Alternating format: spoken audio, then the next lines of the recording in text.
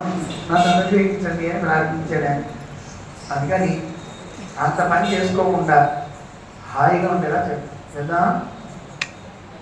రోజు ప్రవచనం అయ్యాక కూడా హరయే నమః అంటూ పూర్తి చేసుకోవాలి. అలా చేద్దాం. ఈరోజు మీకు అలవాటు చేస్తాను. హరయే నమః, హరయే నమః, హరయే నమః, హరయే నమః, హరయే నమః, హరయే నమః.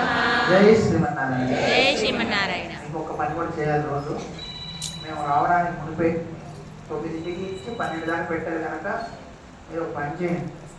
ఆరాధన చేసుకుని మేము వస్తాం. వచ్చిన తర్వాత తీర్థగోష్ఠి చేసేసుకుని ఇక్కడే ఆ తర్వాత మన ప్రయోజనం ఆరంభం చేసుకుంటాం.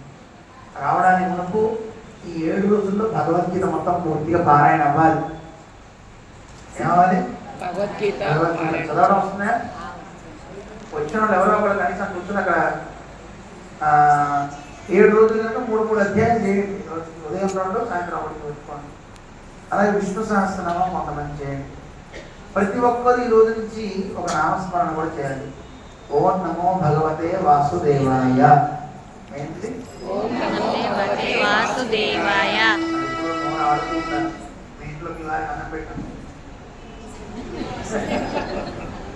కోపం వచ్చినా అదే, నవ్వు వచ్చినా అదే. అన్నం భగవతే వాసుదేవాయ అనుకుంటూ చేయండి. చిన్నవాళ్ళకి మంచిది. ఇంట్లో ఉండేటప్పుడు కూడా దైవనామం చెప్తున్నాను. మంత్రం తీసుకున్న వాళ్ళు ద్వయ మంత్రం చెప్పుకుంటారు, ఎలాగో. కానీ అది కూడా చెప్పుకోవచ్చు. 7 రోజులు ఆ కృష్ణనామాన్ని మనం స్మరిస్తూ కాలాన్ని గడుపుదాం.